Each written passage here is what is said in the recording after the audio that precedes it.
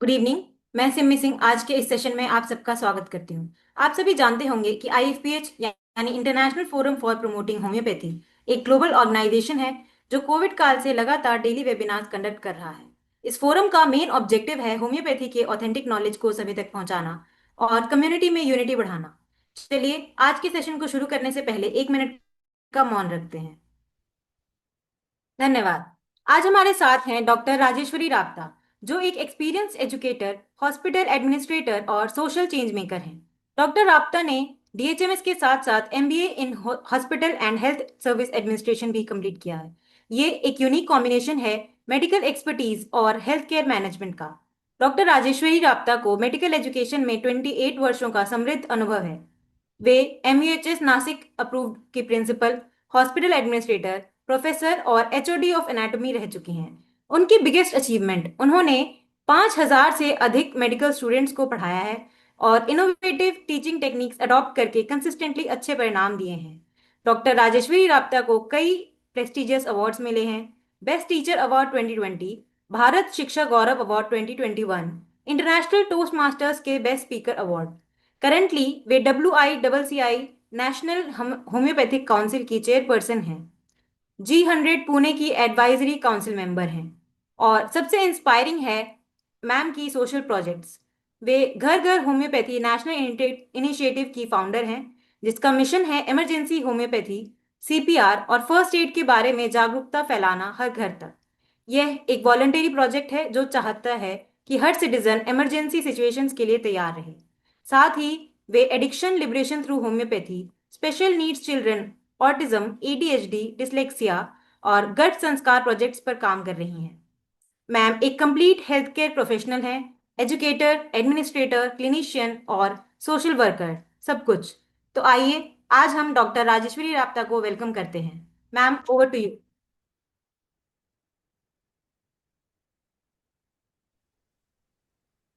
Thank you, Dr. Simi Singh, for introducing me. आज का अपना टॉपिक है क्लासिकल होम्योपैथी, पारंपरिक होम्योपैथी या शास्त्रीय होम्योपैथी और इसका महत्व इस प्रेजेंट एरा में। इसके बारे में हम शुरुआत करते हैं। उससे पहले आज का जो वेबिनार है 1033वां वेबिनार IFPH का। और सभी महानुभाव डॉक्टर्स, स्टूडेंट्स, कलीग सभी को मेरा नमस्कार। और बहुत बहुत धन्यवाद फिर से मुझे निमंत्रित करने के लिए, ये वेबिनार प्रस्तुत करने के लिए। तो चलो शुरुआत करते हैं।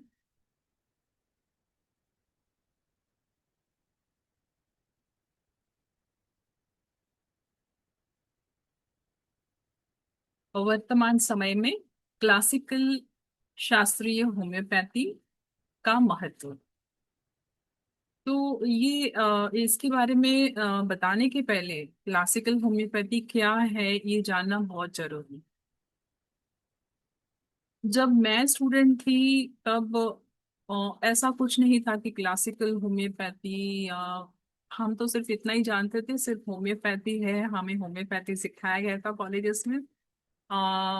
मटेरिया मेडिका था और सब जैसे सभी स्टूडेंट्स सीखते हैं ऐसे ही हमें सब होम्योपैथिक मेडिसिन के बारे में सिखाया है। तब इतना प्रचलित नहीं था ये वर्ड, क्लासिकल होम्योपैथी या शास्त्रीय होम्योपैथी, ये टर्म इतना प्रचलित नहीं। हम सिर्फ इतना जानते थे कि हमें होम्योपैथी प्रैक्टिस करना है। तो सबसे पहले मैं ये जानकारी देना चाहती हूँ कि होम्योपैथी क्या है, क्लासिकल होम्योपैथी क्या है, और कितने टाइप्स की होम्योपैथी है। तो सबसे पहले डॉक्टर हैरमन से भी पहले एक फिलोसोफर रहा करते थे एरिस्टोटल। उन्होंने कहा the whole is more than sum of the parts. यानी जो पूरा जो होल सम होता है, सब भागों के बदले में जो पूरा जो ह्यूमन शरीर होता है या पूरा तत्व होता है, ये ज्यादा महत्व रखता है। तो यही तो हम होम्योपैथी में करते हैं। हम भी होलिस्टिक बोलते हैं, जैसे हम पूरी तरह से मानसिक, शारीरिक, स्पिरिचुअल, ये सभी चीजें हम मनुष्य में देखते हैं, उसकी बीमारी के बारे में समझते हैं। तो जब हमने होम्योपैथी के बारे में कहा तो कितने कितने टाइप्स के होम्योपैथी हमने सुना है। तो पहले तो constitutional homoeopathy, classical homoeopathy, Hahnemannian homoeopathy, लगातार ऐसे अलग अलग अलग शब्द हमारे कानों में आते रहता है। कई बार हम पढ़ते भी हैं इसके बारे में। और ज्यादातर करके स्टूडेंट्स जो होते हैं इनको बहुत ही कंफ्यूजन हो जाता है कि क्या इतने इतने प्रकार के होम्योपैथी है, या किस तरह से हम प्रिस्क्राइब करें, किस तरह से पेशेंट देखें। इस तरह का कंफ्यूजन स्टूडेंट लाइफ में हो जाता है।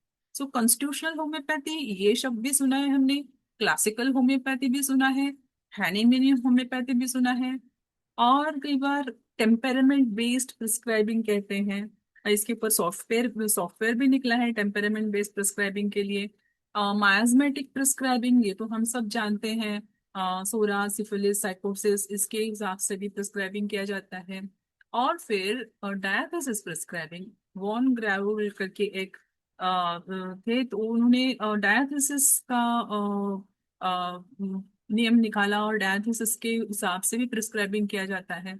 Keynote prescribing, clinical and pathological prescribing, और it is also called as organopathic prescribing, जो जिसमें ऑर्गन्स के हिसाब से मेडिसिन देते हैं, ऑर्गन स्पेसिफिक मेडिसिन, या तो पैथोलॉजिकल प्रिस्क्राइबिंग किया जाता है, या क्लिनिकल सिम्टम्स के हिसाब से प्रिस्क्राइबिंग किया जाता है। ये सब होम्योपैथिक मेडिसिन इनके हिसाब से।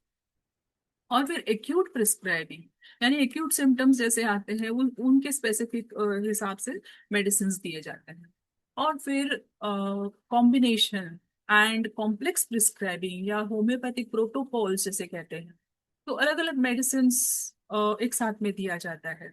फिर मॉडर्न प्रैक्टिकल और स्पेसिफिक प्रिस्क्राइबिंग, और फिर और अन्य मेथड्स भी है जैसे other specialised methods, genetic genetic constitutional methods, और फिर सेगल्स रिस्ट्रिक्टिव पर्सपेक्टिव, और लेयर मेथड भी है, जैसे कि मॉडर्न जो अभी एरा में है, अलग अलग लेयर्स बन जाते हैं क्रोनिक डिजीजेस में, तो इसके हिसाब से भी हम प्रिस्क्राइब करते हैं। तो इतने इतने सारे प्रकार है होम्योपैथिक प्रिस्क्राइबिंग में, या हम कह सकते हैं होम्योपैथी।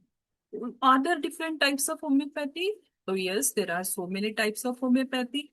तो क्या होता है इसमें, क्या हम होम्योपैथिक मेडिसिन अलग अलग तरह से देते हैं? तो क्या उस पेशेंट के लिए अगर इतने सारे होम्योपैथ जो अलग अलग टाइप्स की प्रिस्क्राइबिंग है एक ही पेशेंट को दिया जाए तो क्या एक ही होम्योपैथिक मेडिसिन निकलेगा?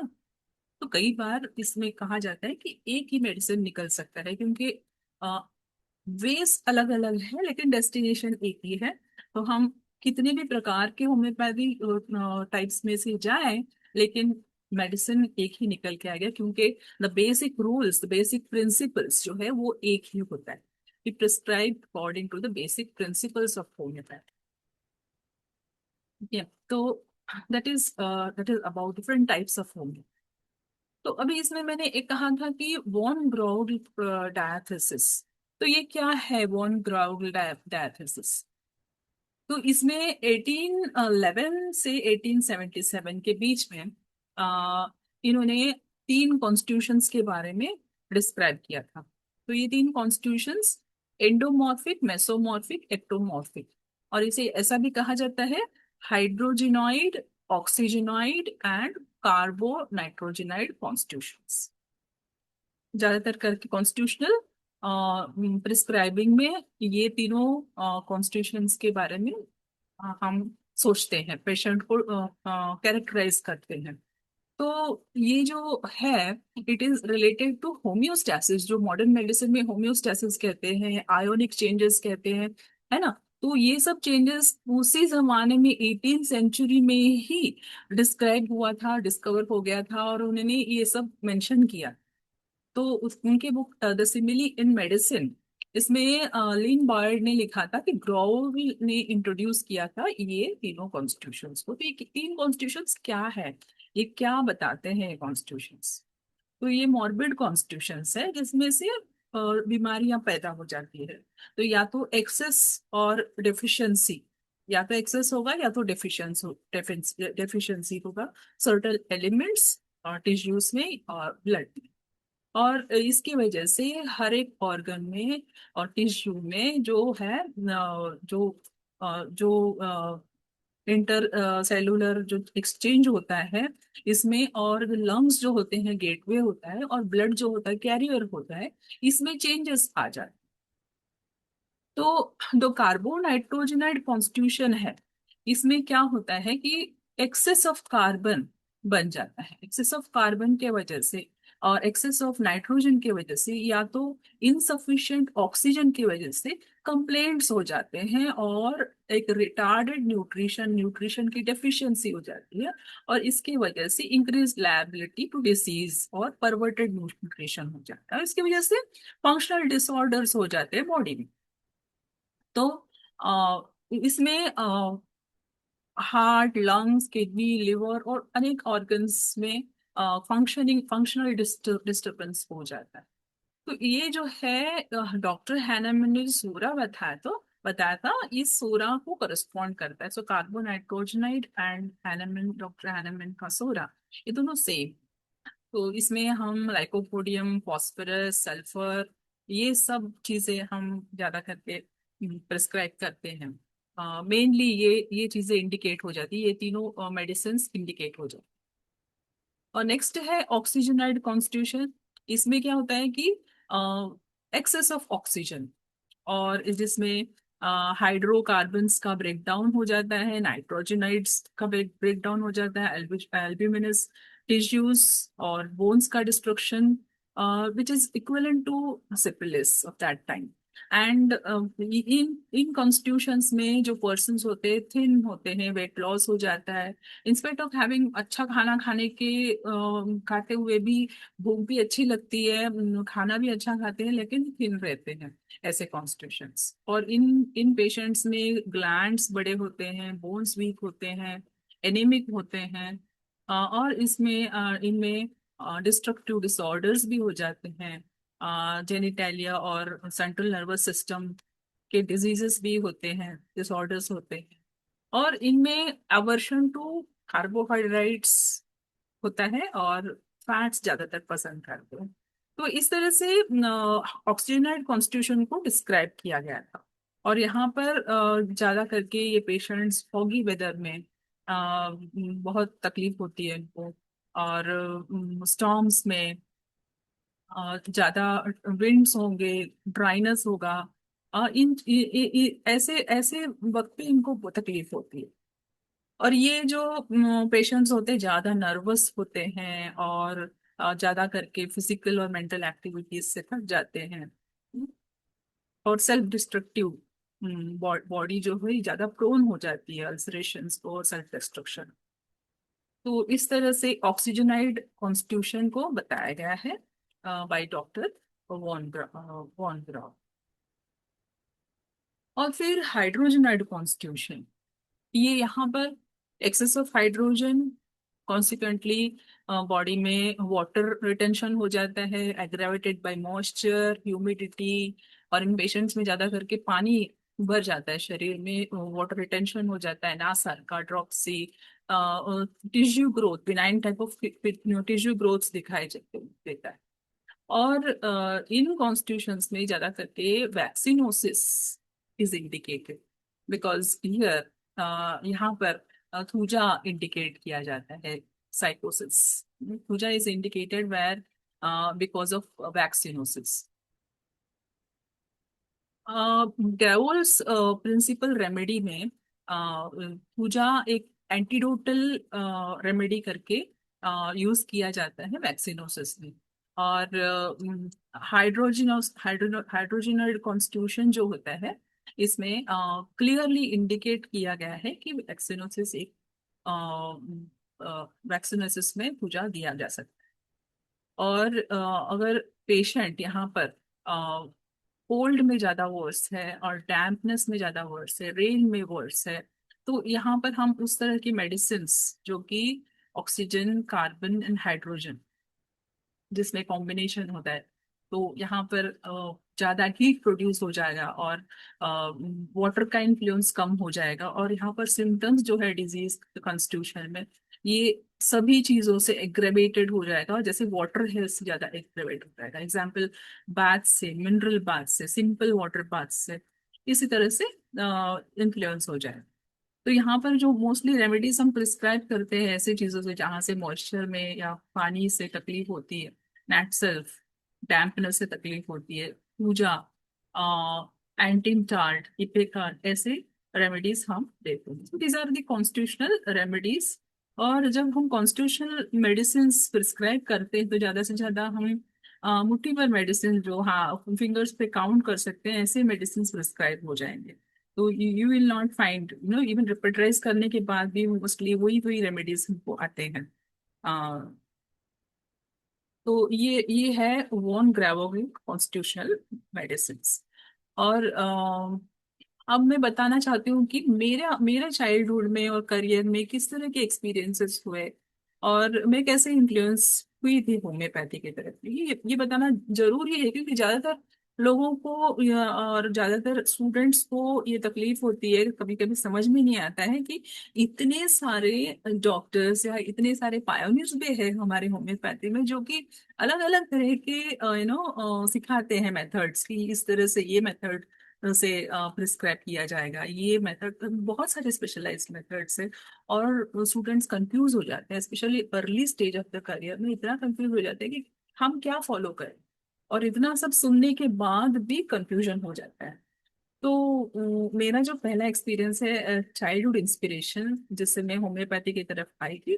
तो जब मैं बचपन में एक बार मैं गिर गई थी झाड़ से, झाड़ पे चढ़ी थी और वहां से गिर गई थी। तो ब्लीडिंग हुआ पैर में, और फिर वहां पर से पस फॉर्म हो गया। और फिर ये इंसिडेंट था बिलासपुर मध्य प्रदेश में, और यहाँ पर वहाँ पर एक हॉस्पिटल था, डिस्पेंसरी था, होम्योपैथिक डिस्पेंसरी। और वहां पर मैंने मेडिसिन ली, और ना टेटेनस का इंजेक्शन लिया था, ना कोई दूसरा कुछ एलोपैथिक मेडिसिन लिया था, ना एंटीबायोटिक्स लिए थे। लेकिन वहां पर मुझे कैलेंडुला से डिस्प्रेसिंग किया गया था, और कुछ पिल्स दिए गए थे। उस टाइम तो मुझे पता नहीं था क्या पिल्स दिए गए, लेकिन एक दो डिब्बियां दी गई थी पिल्स के। और वो लेने के बाद में बस 7-8 दिन में सब कुछ गायब, बहुत ठीक हो गया था, इतना दर्द था पैर में, सब ठीक हो गया था। और तब मुझे इतना इंस्पिरेशन हो गया कि मैं होम्योपैथी प्रैक्टिस करूंगी, तभी मैंने डिसाइड कर लिया। तो उसके बाद मैं कॉलेज ज्वाइन हुई। वहाँ पर कॉलेज में जैसे सभी स्टूडेंट सीखते हैं, हमने भी सीखा मेटेरिया मेडिका और होम्योपैथिक मेडिसिन, और किस तरह से प्रैक्टिस किया जाए। तब जब जब मैं स्टूडेंट थी तभी मैं मेडिसिन, होम्योपैथिक मेडिसिन खुद के लिए लेती थी अपने प्रोफेसर से। कुछ प्रोफेसर्स एक मेडिसिन देते थे, कुछ प्रोफेसर्स 2 या 3 मेडिसिन साथ में देते थे। और इस तरह से मुझे एक्सपीरियंस अलग अलग आया, लेकिन वहां पर तब डाउट्स बहुत आते थे कि हमको जब मिनिमम डोज बताते हैं तो फिर अ, हमको 3 डब्बियां क्यों दिया मेडिसिन का, ऐसा भी डाउट आता था। फिर धीरे धीरे समझ में आया कि ऐसे अलग अलग टाइप्स के प्रैक्टिस होते हैं, जैसे मैंने अभी बताया। तो अलग अलग टाइप्स के प्रैक्टिस होते हैं, अलग अलग सबका अलग अलग मेथड होता है प्रिस्क्राइब करने। फिर बाद में इतने सारे प्राइवेट कोर्सेस, इतने सारे अलग अलग नाम, है ना। तो हम तो हमेशा सुनते हैं, मैं नाम नहीं बताना चाहती, लेकिन बहुत सारे प्राइवेट कोर्सेज भी है होम्योपैथी के लिए जो हम कॉलेज में तो ऑलरेडी सीखते ही हैं बाद में, लेकिन बाहर भी बहुत सारे कोर्सेज है। और सभी लोग वही सिखाते हैं, लेकिन एक अलग पद्धति से सिखाते हैं। सो ये सब भी तब मैंने देखा, कॉन्फ्रेंसेस अटेंड किए, वर्कशॉप्स अटेंड किए, और तब कंफ्यूजन बहुत बढ़ता भी गया था। फिर मैंने अपने खुद के प्रोफेशनल स्ट्रगल्स भी किए, और आपने खुद से एक्सपीरियंस किया कि कौन सा मेथड दिया तो किया तो मेडिसिन अच्छे काम करेंगे, कुछ अच्छे गुड रिजल्ट्स मिलेंगे। और तब मैंने समझा कि ह्यूमन सफरिंग को समझना बहुत इम्पोर्टेंट है। और अगर ह्यूमन सफरिंग को समझते हैं, एक ह्यूमन को ह्यूमन की तरह से समझा जाएगा, तब हम एक मेडिसिन को प्रिस्क्राइब कर पाएंगे, ये मैंने जाना। तो क्लासिकल होम्योपैथी यही समझाती है कि अंडरस्टैंड ह्यूमन, एक मनुष्य को मनुष्य की तरह से समझना, उसकी भावनाओं को समझना, उसकी फिजिकल एलिमेंट को समझना। उसके बाद क्लिनिकल मेथड्स, पैथोलॉजी और ये सब आते हैं। ओके, सो ये मेरा एक्सपीरियंस रहा। और अब एनसीएच और आयुष क्या कहता है होम्योपैथी के बारे में। हाँ, तो कहीं पर हम पूरा एनसीएच का मैंने वेबसाइट छान मारा, आयुष का वेबसाइट छान मारा, लेकिन कहीं पर मुझे क्लासिकल होम्योपैथी ये वर्ड नहीं दिखा। ओके, ये बताया है कि homeopathy is a logical, holistic, philosophical system of individualistic drug therapeutics. Individualistic is very important. Okay, so based on the principles of similia similibus curanter, likes cured by likes, which was established by Dr. Samuel Hahnemann। तो यही definition है homeopathy का। It treats the whole person, human को एक whole करके हम treat करते हैं होम्योपैथी द्वारा। और सिर्फ डिजीज को नहीं, पर्सन को पूरी तरह से हम ट्रीट करते हैं। हाँ, और यहाँ पर हम हाईली डाइल्यूटेड मेडिसिन सब्सटेंसेस जो ह्यूमन बॉडी को सेल्फ हीलिंग मैकेनिज्म थ्रू हम स्टिमुलेट करके हीलिंग को प्रोसेस करते हैं। तो यही उन दोनों वेबसाइट्स में कहा गया है, एनसीएच में भी और आयुष में भी। और एनसीएच के करिकुलम में भी कहीं क्लासिकल होम्योपैथी ये मेंशन नहीं हुआ है। तो ये जानकारी मैं देना चाहती हूँ। लेकिन मेरा आज का टॉपिक तो है कि क्लासिकल होम्योपैथी आज के एरा में कैसे महत्व रखता है। मैं उस मुद्दे पर आने ही वाली हूँ। तो पहले ये जानकारी देना जरूरी है कि होम्योपैथी और क्लासिकल होम्योपैथी में डिफरेंस क्या है, या दोनों सेम है। ओके, अब मैं इस टॉपिक पे आना चाहती हूँ कि इंडिविजुअलाइजेशन क्या होता है। जैसे हम कहते हैं कि जो फिंगरप्रिंट्स होते हैं या आइरिस का जो प्रिंट होता है, ये दो इंडिविजुअल में सेम नहीं हो सकता, है ना। तो इसी तरह से दो मनुष्य भी सेम नहीं हो सकते, दो मनुष्य के सिम्टम्स अलग अलग डिजीज में सेम नहीं हो सकते। तो इसी तरह से हम होम्योपैथिक मेडिसिन सेलेक्ट करते हैं।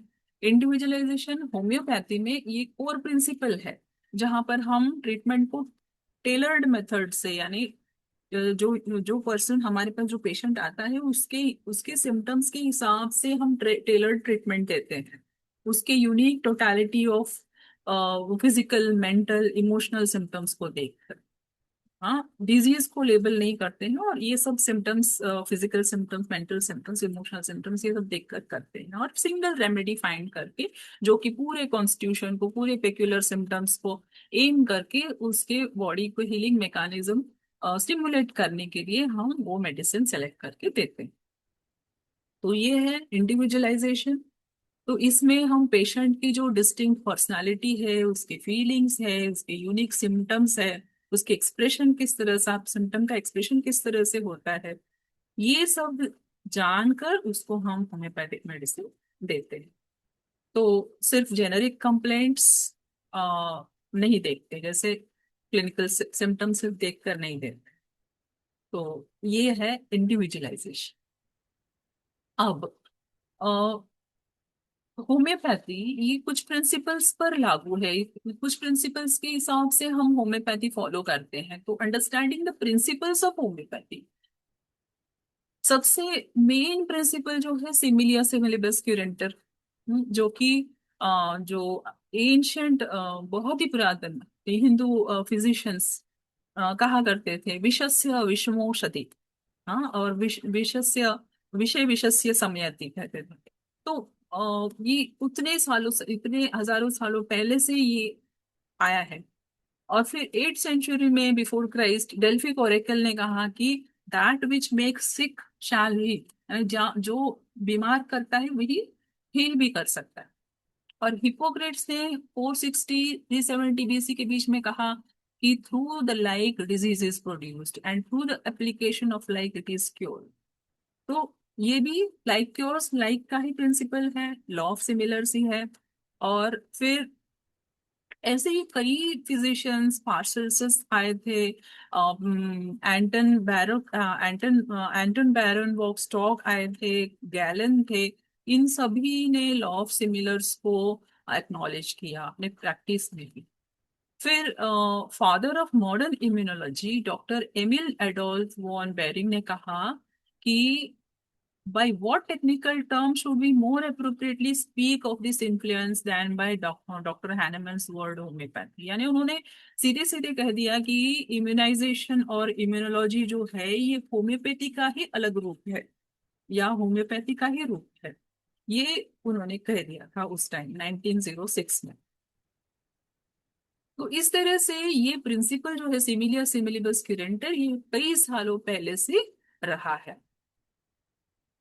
और other principles, fundamental principles of homoeopathy, law of simplex, law of minimum, law of drug proving, law of drug dynamisation, principle of chronic diseases, principles of vital force, ये सब जो है loss और principles, ये इन पर आधारित है होम्योपैथी।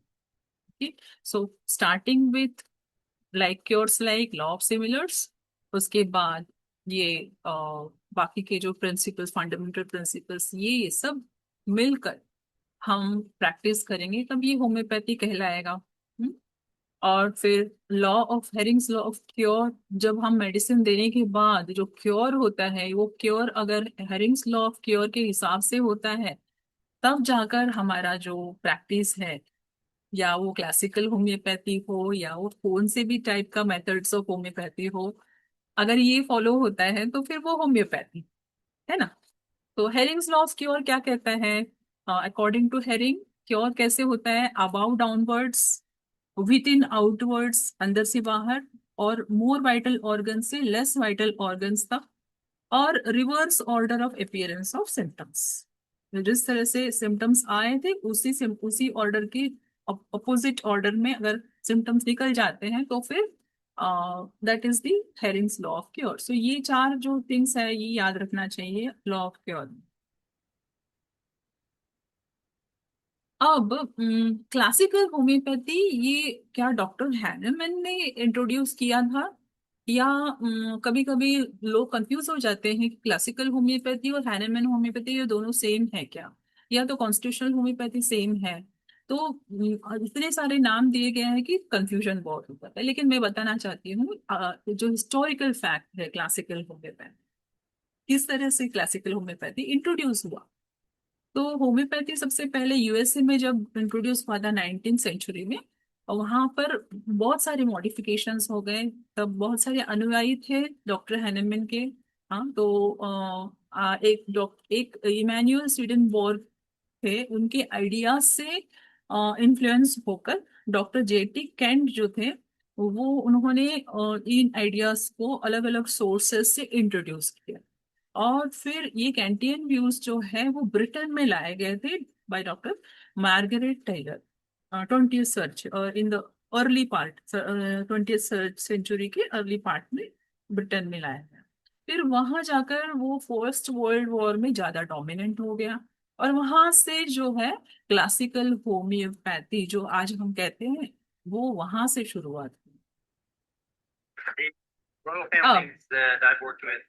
अब क्लासिकल होम्योपैथी जब हम कहते हैं तो जहां पर पूरा अ, जब पेशेंट डोर में से जब एंटर होता है वहां से उसके उसके जेस्चर्स, उसका चलने का तरीका, उसके हाव भाव, उसके बोलने का तरीका, ये सब कुछ देखा जाता है, और फिर नो मेडिसिन, पूरा केस डिटेल देखकर फिर मेडिसिन दिया जाता है। लेकिन होम्योपैथी में दो फेसेस है क्या? क्या होम्योपैथी साइंटिफिक है या मेटाफिजिकल है? ये ऐसा भी डाउट आ जाता है कई लोगों में। तो यहाँ देखिए ये क्या कहते हैं होम्योपैथी के बारे में। The royal families that I've worked with all around the world, 100% of the time they follow homeopathic medicine, and 100% of the time, like all the billionaires I work with, follow astrology and homeopathy. They say that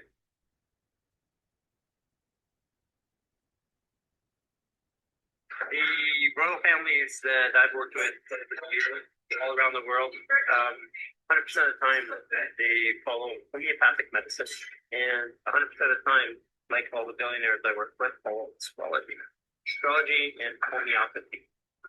They say that science is for everybody. So I hope you understood this. वो ये कहना चाहते हैं कि ज्यादातर जो billionaires है या तो होम्योपैथी फॉलो करते हैं, बिलीवर्स होते हैं होम्योपैथी के, या तो एस्ट्रोलॉजी, जो एस्ट्रोलॉजी के बारे में बिलीव करते हैं। और बाकी जो साइंस है ये बाकी सभी लोगों के लिए है, और जो हाईएस्ट ट्रस्ट ऑफ पीपल है जो उनके लिए होम्योपैथी और एस्ट्रोलॉजी ज्यादा महत्व रखती है। तो समझ सकते हैं आप इसका मतलब क्या है।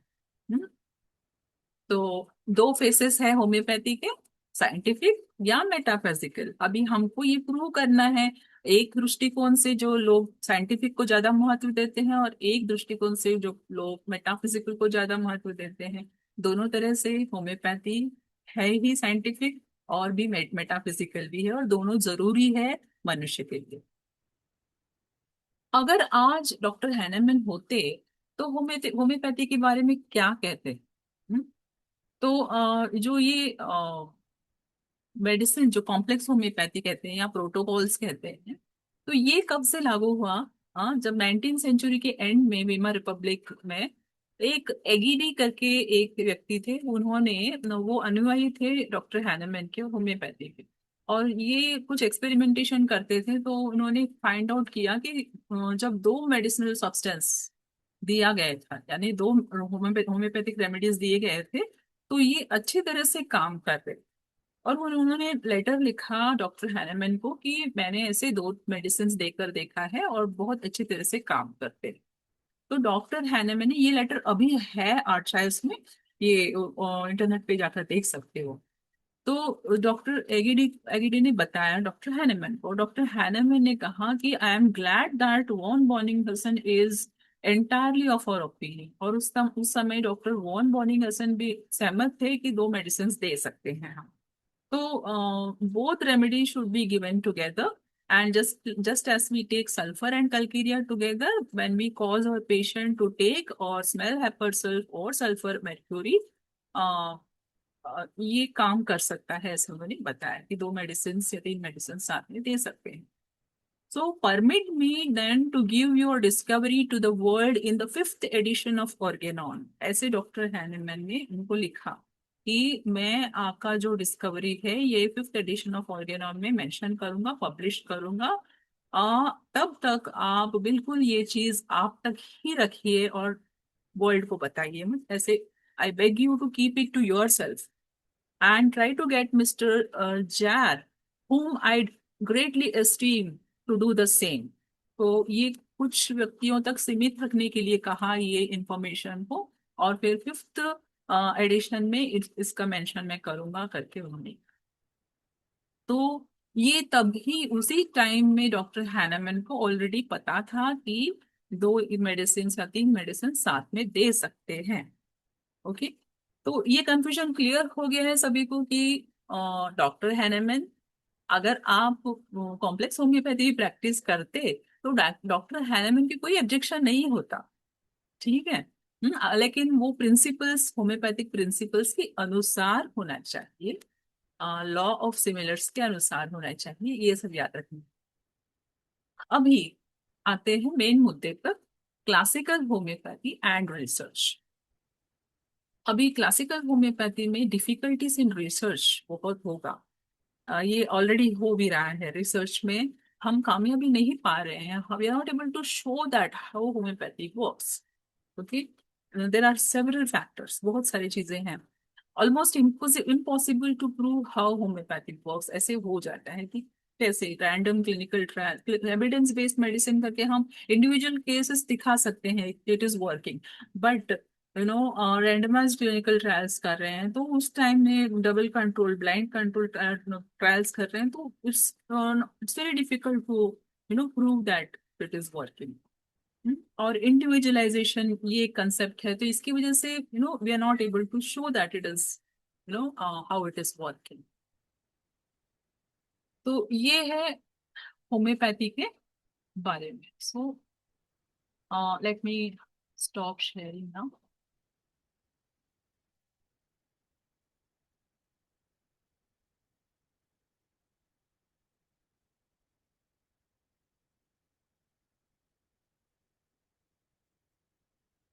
Okay, so that was about the difficulties in the homeopathy, how research, homeopathy का रिसर्च में डिफिकल्टी कैसे, किस तरह से डिफिकल्टीज हो सकता है। होम्योपैथी में जो राइटर्स है उन्होंने क्लासिकल होम्योपैथी के बारे में बहुत कुछ लिखा है। डॉक्टर हैनेमन के व्यूज के बारे में भी लिखा है। और अभी मैं जैसे मैंने बताया कि डॉक्टर हैनेमन अगर होते तो क्या कहते, डॉक्टर हैनेमन एक ही वॉज एक्सपेरिमेंटेटर, और नए नए पद्धतियों को वो अपनाते, अगर उनको लगता कि हाँ ये कुछ नया है। अगर अगर हम स्ट्रिक्टली ऑर्गेनॉन को एक बाइबल या एक स्क्रिप्ट, एक मैन्युस्क्रिप्ट की तरह हम फॉलो करते हैं तो ये एक बहुत ही गलत पद्धति है, क्योंकि ऑर्गेनॉन ये कोई मैन्युस्क्रिप्ट नहीं है, या तो या ग्रंथ नहीं है। ये क्या है, ये एक साइंटिफिक साइंटिफिक जो प्रिंसिपल्स है और जो साइंटिफिक उन्होंने डिस्कवरीज किए, ये सब उसमें मेंशन किया गया था। तो it's a scientific paper in in short you can say. तो ये साइंटिफिक पेपर में जैसे उन्होंने जब तक उनकी मृत्यु हो गई थी तब तक उन्होंने जितने भी चीजें उन्होंने फाइंड आउट की, ये सब उन्होंने ऑर्गेनॉन में लिखे। और अगर वो आज होते तो आज वो नए नए फाइंडिंग्स जो हो रहे हैं सब कुछ उसमें मेंशन करते। तो we are not strictly adherent to the Organon, strictly उसी तरह से रहना है ऐसा कहीं लिखा नहीं है। तो we you can experiment, you can follow new methods, अलग अलग मेथड्स फाइंड कर सकते हो। और the main thing should be, you should not be prejudiced. जैसे इनिशियल एफोरिज्म्स में ही डॉक्टर हैनमैन ने कहा था कि डोंट बी प्रेजुडाइज्ड। तो हम उसी के हिसाब से हम जा रहे हैं, प्रेजुडाइज जो हो रहे हैं, ऐसा लगता है मुझे कभी कभी। तो डोंट बी प्रेजुडाइज्ड और keep your mind open and try to adopt different methods and make it scientifically accurate. ये करना बहुत जरूरी है। सो कैंटियन व्यूज जब 20th सेंचुरी में आए थे तो वहां से क्लासिकल होम्योपैथी की शुरुआत हुई।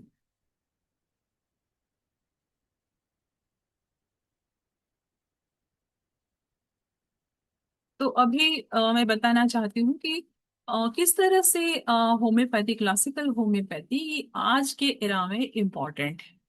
एक तो आज के एरा में क्रोनिक और लाइफस्टाइल डिजीजेस, इसके मैनेजमेंट के लिए होम्योपैथी, क्लासिकल होम्योपैथी ये ज़्यादा इफेक्टिव होगा इन treating long term conditions like asthma, eczema, arthritis, irritable bowel syndrome, migraines, और कोई भी लाइफस्टाइल रिलेटेड इलनेसेस हो, जहाँ पर बॉडी का जो नेचुरल बैलेंस है ये होता जा रहा है और patient becomes more vulnerable to the lifestyle। और फिर safe alternative for vulnerable populations, जो पॉपुलेशंस होते हैं जहाँ स्मॉल चिल्ड्रन, इन्फेंट्स है, ओके, इस सभी एज के लोगों के लिए बहुत ही सेफ मेडिसिन है तो होम्योपैथी। तो इसके लिए क्लासिकल होम्योपैथी जो है सेफ अल्टरनेटिव है सभी वल्नरेबल पॉपुलेशन, बच्चे, छोटे बच्चे से लेकर जो बुजुर्ग है उनके लिए, या प्रेग्नेंट वुमेन है इनके लिए, क्योंकि नॉन टॉक्सिक और पूरी तरह से होलिस्टिक है। सो इसीलिए it is very safe alternative. बाद में मेंटल और इमोशनल डिजीजेस, ऐसा mental and emotional health support, जहाँ पर anxiety, depression, stress related disorders ये सब राइज पर है आजकल। देखते जा रहे हो कि कितने सारे केसेस हमारे पास आते हैं, डिप्रेशन के केसेस है, स्ट्रेस रिलेटेड एंजाइटी के तो बहुत सारे केसेस आते हैं। तो यहाँ पर क्लासिकल होम्योपैथी है, ये एक पर्सनलाइज्ड ट्रीटमेंट हम उनको देते हैं पेशेंट्स को, और जो रेमेडीज है उनके tailor to their constitution, tailor to their emotional state, we prescribe the medicine. So ये एक integral part of the physical and mental health हो जाता है, और इस वजह से यहाँ पर भी क्लासिकल होम्योपैथी ये काफी यूज में आता है और बहुत ही महत्वपूर्ण है। और फिर patient centric care, individualised, tailor made और जैसे ब्लूप्रिंट मेडिसिन जैसे कहते हैं। तो यहाँ पर उस तरह से भी classical medicine, classical homeopathy useful है। जैसे कि कन्वेंशनल अप्रोचेस में क्या होता है कि स्टैंडर्डाइज प्रोटोकॉल्स होते हैं और उसके हिसाब से मेडिसिन दिया जाता है, लेकिन इस तरह से नहीं, बल्कि क्लासिकल होम्योपैथी में हर एक पर्सन को हम एक सिम्टोमेटिक स्पेसिफिक सिम्टम प्रोफाइल्स के हिसाब से, इनके पर्सनालिटी के हिसाब से, उनके कॉन्स्टिट्यूशन के हिसाब से हम मेडिसिन देते हैं टू इंडिविजुअलाइज्ड अप्रोच। फिर आजकल तो एंटीबायोटिक ओवर यूज और एंटीबायोटिक रेसिस्टेंट डिजीजेस ये भी ज्यादा होते जा रहे हैं। तो इसके ऊपर भी होम्योपैथी एक बहुत ही कारगर साबित हो सकता है। Reduction in the antibiotic over use. जैसे मैंने कहा था, मेरे बचपन में मैंने उतना अच्छा अनुभव लिया था कि मुझे कोई एंटीबायोटिक्स की जरूरत ही नहीं पड़ी थी तब। और अब उस अनुभव से मैं आज होम्योपैथिक डॉक्टर होकर आज कई सारे पेशेंट्स को विदाउट एंटीबायोटिक उनके इन्फेक्शंस को क्योर करती हूँ। इसी तरह से हम सभी होम्योपैथ्स को इतना अच्छा अनुभव है। तो एंटीबायोटिक का जो ओवर यूज है ये कम किया जा सकता है। एंटीबायोटिक रेसिस्टेंट डिजीजेस को कम किए जा सकते हैं। तो स्टडीज भी बहुत बहुत सारा रिसर्च भी हुआ है इस पर कि होम्योपैथी ये effective alternative to antibiotics to certain infections. और इसमें रैपिड रिकवरी भी होता है और इम्यून सिस्टम को सप्रेस भी नहीं होने देता और साइड इफेक्ट्स भी नहीं होते। फिर होम्योपैथी जैसे कॉस्ट इफेक्टिव है हेल्थ केयर में। So it's a cost effective health care. Homoeopathic medicine कम एक्सपेंसिव है। और अब हम कंपेयर करेंगे कोई एंटीबायोटिक्स को, broad spectrum antibiotic comparing with medicine like calendula, hepar sul, मॉक्सॉल, you can just compare and see कितना, कितने रेट में, कितना कंपैरेटिवली रेट कितना, ऑलमोस्ट 1/10 कॉस्ट हो जाता है होम्योपैथिक मेडिसिन का। So you can see it's budget friendly for long term health management और complementary role in the modern medicine. और आजकल तो इंटीग्रेटिव मेडिसिन का भी ये चल रहा है। तो इसमें यहाँ पर increased integration into main stream health care, particularly for supportive care in oncology as a adjuvant treatment homeopathy काम काम कर सकता है। क्लासिकल होम्योपैथी यहाँ पर साइड इफेक्ट्स ऑफ कीमोथेरेपी को भी रिड्यूस किया जा सकता है, फिर रेडियोथेरेपी के साइड इफेक्ट्स को कम किया जा सकता है। और एक्यूट कंडीशंस में भी होम्योपैथिक मेडिसिन दिया जा सकता है। इमरजेंसी, ऐसा इमरजेंसी मेडिसिन भी हम थ्राइव कर सकते हैं, लेकिन इसके लिए बहुत रिसर्च की जरूरत है।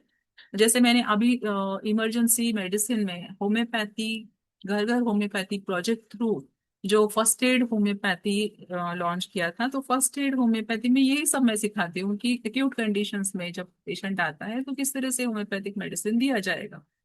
तो यहाँ पर भी ये इंट्रोड्यूस होना चाहिए धीरे धीरे कि ताकि लोगों को इसका महत्व समझना चाहिए कि homeopathy can also be given as a first aid, as a acute medicine, as a emergency medicine. So this is how classical homeopathy आज के एरा में इतना महत्वपूर्ण हो सकता है। और नाउ बस 10-15 मिनट बाकी है। आप सब अगर कुछ पूछना चाहते हो तो पूछ सकते मैम कुछ क्वेश्चंस हैं चैट बॉक्स में, पहले वो ले लेते हैं, फिर मेरे भी एक दो डाउट्स हैं तो क्लियर करेंगे। पहले किसी ने पूछा है, may you describe and highlight some differences between traditional and actual homeopathy foundation.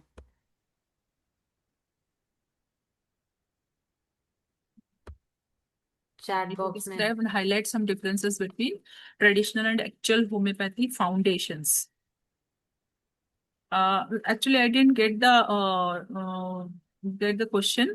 Foundation का मतलब क्या है? फाउंडेशन यानी how did it start, you mean to ask? जिन्होंने क्वेश्चन पूछा है ma'am, we can skip to the next question. ये question है, how could homeopathy apply for oncology cases. इस पे ओके। तो ऑन्कोलॉजी ऑन्कोलॉजी केसेस में भी हम जैसे नॉर्मली होम्योपैथी में जैसे हम केसेस देखते हैं उसी तरह से हम ऑन्कोलॉजी केसेस भी देखते हैं। ये कोई अलग नहीं है, सिर्फ इतना है कि ऑन्कोलॉजी में अर्ली फेज है या क्रिटिकल फेज है, depends potencies, we take care of the potencies. It's very important, like मैंने प्रिंसिपल्स पहले बताए थे, principles, main principles of homoeopathy, laws of homoeopathy. Okay, so laws of homoeopathy, उसी हिसाब से potency selection is also very important. जैसे oncology के जो terminal cases, mostly terminal cases ही आते हैं होम्योपैथी के पास। ओके, अर्ली फेज में कोई नहीं आता है, वो यही यहाँ यहाँ वहाँ एक्सपेरिमेंटेशन करने के लिए चले जाते हैं, फिर वहां पर से फेल होकर फिर होम्योपैथ्स के पास आते हैं टर्मिनल में। और तब होम्योपैथ को बहुत सोचना पड़ता है, और तब उनको या तो उनके जो ट्रीटमेंट ले चुके हैं उन ट्रीटमेंट के साइड इफेक्ट्स के लिए होम्योपैथी देना पड़ता है, या तो उनका जो कॉन्स्टिट्यूशन, तब तक तो वीक कॉन्स्टिट्यूशन हो जाता है पूरा, और फिर they are very terminally ill, और उस टाइम लो पोटेंसीज में दे होम्योपैथिक मेडिसिन हम देते हैं। तो ज्यादातर, और डिपेंडिंग ऑन देयर कॉन्स्टिट्यूशन, उनके पूरा टोटलिटी ऑफ सिम्टम्स लेकर, उनका बैकग्राउंड स्टडी कर कर ही हम होम्योपैथी, जैसे हम हमेशा जैसे प्रैक्टिस करते हैं उसी तरह से हम मेडिसिन सेलेक्ट करते हैं। Yes, depending on their ma'am, symptoms. एक क्वेश्चन मेरा है कि जैसे आज जो क्लासिकल होम्योपैथी है उसमें हमें बहुत एक थॉरो केस टेकिंग करनी पड़ती है, बट आजकल पेशेंट्स बहुत ऐसे जल्दी में रहते हैं कि तो कैसे इस चीज को कुछ केसेस होते हैं कि हमें थॉरो केस लेना ही पड़ेगा, बट पेशेंट्स रेडी नहीं है और इतना जल्दी ओपन अप भी नहीं होते। तो मतलब कैसे क्लासिकल अप्रोच को मेंटेन करते हुए और पेशेंट के टाइम कंस्ट्रेंट को भी रिस्पेक्ट करते हुए कैसे प्रैक्टिस करें फिर हम। तो मैंने जैसे आप पहले बताया था, ये जो फेज है, ये हर एक होम्योपैथिक फिजिशियन के लाइफ में होता ही है स्टार्टिंग में से। ओके, स्टार्टिंग में ये कंफ्यूजन हमेशा होता है। जब मैं भी स्टार्टिंग में प्रैक्टिस करती थी तो मुझे भी ऐसे ही लगता था। जब मैं तो कॉलेज में, मेडिकल कॉलेज में प्रोफेसर थी, और मुझे पेरिफेरल ओपीडीज संभालना पड़ता था, और पेरिफेरल ओपीडीज में जानते हो इतने क्यू होता है, बड़ा क्यू, और फिर 2 या 3 घंटे का ही टाइम होता है हमको, उसमें इतने सारे पेशेंट्स देखने पड़ते हैं। तो हम कहाँ पूरा डिटेल्ड केस ले पाते हैं, है ना? तब हमको की नोट प्रिस्क्राइबिंग जो कहते हैं, की नोट प्रिस्क्राइबिंग हम्म। करना पड़ता है। तो we have to immediately grasp the symptoms of the patient. और इसमें इसमें 3-4 सिम्टम्स बहुत इंपॉर्टेंट है, which side you have to understand the temperament of the person, whether also the chilly or cold, chilly or hot patient, ये समझना जरूरी है। ये 4 जो सिम्टम्स है, और जो मेन सिम्टम्स उनके क्लिनिकल सिम्टम्स है ये, इसके साथ में पेक्युलर सिम्टम्स, ये सिम्टम्स एक बार समझ में आ गया तो फिर वो can do the keynote prescribing. Keynote prescribing works many times, almost 80 to 90% keynote prescribing is, it works. Okay, तो ओके। ये मैं इनिशियली करती थी और इसमें मुझे अच्छा रिजल्ट आया। ओके, तो I started in less time, you can do that. Okay, एक और मैम, एक क्वेश्चन और है मेरा कि जैसे क्लासिकल अप्रोच के साथ अगर हम जैसे modern diagnostic tools, blood test हो गए या फिर स्कैन्स, ये सब अगर हम यूज कर रहे हैं तो ये मतलब क्लासिकल प्रिंसिपल्स के साथ हम कॉम्प्रोमाइज कर रहे हैं या फिर नेसेसिटी है? क्योंकि मैम एक तो इसमें होता है कि पेशेंट्स को भी एक मेंटल सेटिस्फेक्शन नहीं आता है कि मतलब ब्लड टेस्ट नहीं करा रहे हैं, इतना फीवर हो रहा है, इतना रिपीटेडली हो रहा है, कोई स्कैन नहीं करवा रहे हैं। इट डिपेंड्स कि आप कौन से सेटिंग में काम कर रहे हो।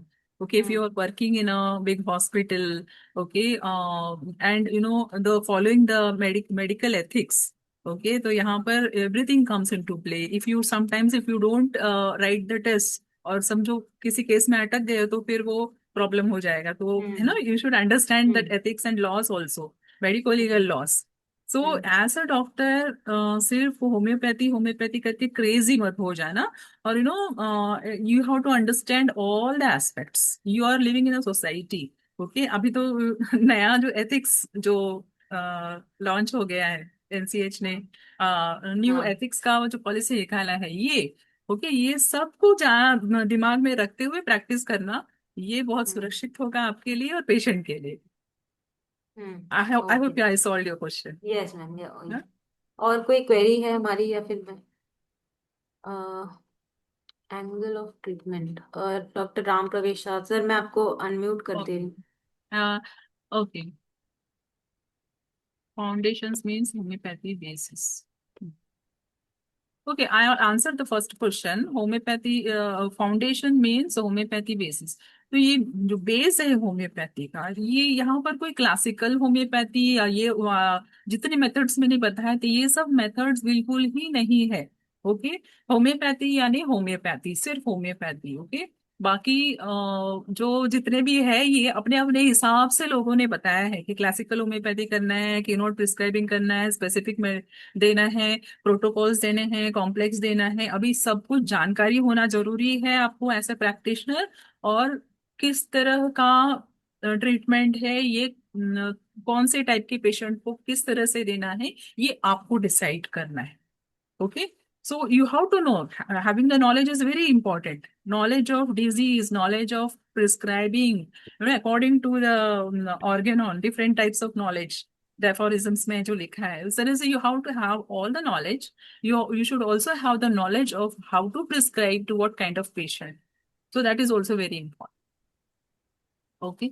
अच्छा, अनम्यूट करें डॉक्टर राम। हाँ, डॉक्टर राम प्रवेश सर आप बोल सकते हैं, आप वीडियो भी ऑन कर सकते हैं सर आप। Thank you Simi Singh and congratulation doctor Rafta madam, Thank very you. Nice excellent session and classical homoeopathy. तो अकॉर्डिंग टू होम्योपैथिक हम जो ट्रीटमेंट करते हैं, angle of treatment, there are 3 angle. Symptomatological angle, it is best easily angle, symptomatological angle. दूसरा है pathological angle, pathological angle, very difficult angle. And तीसरा है मियाज्मेटिकल angle, है ना। तो बहुत अच्छा है। और यह मियाज्मेटिकल एंगल है, ये क्यूरेटिव वे ऑफ ट्रीटमेंट है। क्रोनिक केस में विदाउट मियाज्मेटिकल एंगल से हम क्योर नहीं कर सकते। Miasmatical angle is the necessary chronic cases, and symptomatological angle acute case में, इजी वे में। और इसी से हमारा घर घर होम्योपैथिक, हर घर होम्योपैथिक का भी नारा लगा और अच्छा हुआ। हम लोग का जो है सिम्टोलॉजिकल एंगल से ही घर घर होम्योपैथिक, हर घर होम्योपैथिक का नारा लगा, और सब लोग होम्योपैथिक को पसंद किए, अभी भी पसंद है। हम तो कहते हैं homeopathic first grade of medical science है। हम अभी तक जो है 66 वर्ष की उम्र में हमने अंग्रेजी दवाई नहीं खाते। कोई ऐसा एक्सीडेंटल हुआ, अलग चीज हुआ, लेकिन कभी भी सर्दी खांसी कोई भी चीज के कोई बीमारी नहीं है जो है नहीं खाते हैं। हम अपने डिलीवरी भी करवाते हैं, बच्चे को करवाए हैं सब होम्योपैथिक से समझे ना। तो जैसे आप बता रहे थे कि होम्योपैथिक का, तो इसीलिए homeopathic science and broad science and curative way of treatment science, not palliative way of treatment, है ना। तो क्योर में तो थोड़ा समय लगेगा ही, इसलिए बहुत अच्छा आप बताए। आपने जो है बहुत सा क्लासिकल का जो है की नोट प्रिस्क्राइबर इस तरह का बताए, तो बहुत बहुत बहुत धन्यवाद मैडम। बहुत बहुत धन्यवाद। धन्यवाद सर। लेकिन मैं आई एम नॉट कंटेंटेड।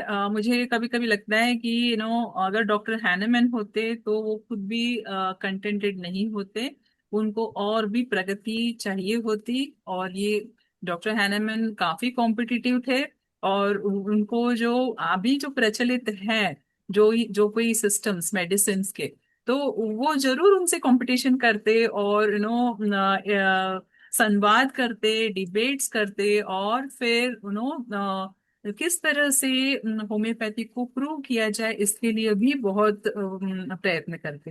तो हाँ एज अ होम्योपैथिक फिजिशियन हम सभी को ये प्रयत्न करना चाहिए कि हमको किसी न किसी तरह से ये प्रूव तो करना ही है कि होम्योपैथी साइंटिफिक है। और जब ये होगा, और जिस तरह से हम अगर मॉडर्न मेडिसिन को देखते हैं कि पेशेंट्स को जो ट्रीटमेंट का जो इंश्योरेंस पॉलिसीज मिलते हैं, तो इस तरह से होम्योपैथी भी जब मिलेगा तब हम सोचेंगे कि होम्योपैथी सक्सेसफुल है। जब होम्योपैथिक तक साइंटिफिक है ही मैडम, इसमें दो मत नहीं है। नहीं, यहाँ ये हम कह रहे भले हैं, ही ये एक डिबेट का आप, मुद्दा हम है। लोग बोलते हैं, बोलना ही भी खराब है। हम लोग बोलना ये नहीं चाहिए, साइंटिफिक मेथड नहीं है। साइंटिफिक मेथड है, क्यूरेटिव वे ऑफ ट्रीटमेंट है। Yes, gently, rapidly, and permanently cure. yes, yes. It is scientific method. समझे Yes, ना? I सर agree हमारा with टाइम you. खत्म It हो गया is. है, ठीक है, सेशन खत्म धन्यवाद एंड करेंगे। Yes, time is over. 1 minute रहा है. How yes many ma'am. % of good results are there by means of applying homeopathy, for example, in oncology case? Yeah. See, I have not seen many oncology case, but some terminal cases have come to me and I have treated and they got good relief. So almost I can say 70% to 80% people have got good relief from the systematic उनका जो allopathic treatment चल रहा था उसमें से उनको जो side effects आ रहे थे उसमें से जो मेडिसिन मैंने दिए होम्योपैथिक मेडिसिन उससे उनको काफी रिलीफ मिला तो I am happy with that okay okay ma'am. Okay ma'am, तो सेशन एंड करेंगे। Yes thank you very much ma'am. Thank you thank you आज का session importance of classical homoeopathy in present era truly eye opening और thought provoking रहा। तो thank you to all the participants. IFPH को भी thank you. कल फिर मिलेंगे एक नए सेशन के साथ। Thank you everyone, have a wonderful evening. English team, आप टेक ओवर कर सकते हैं।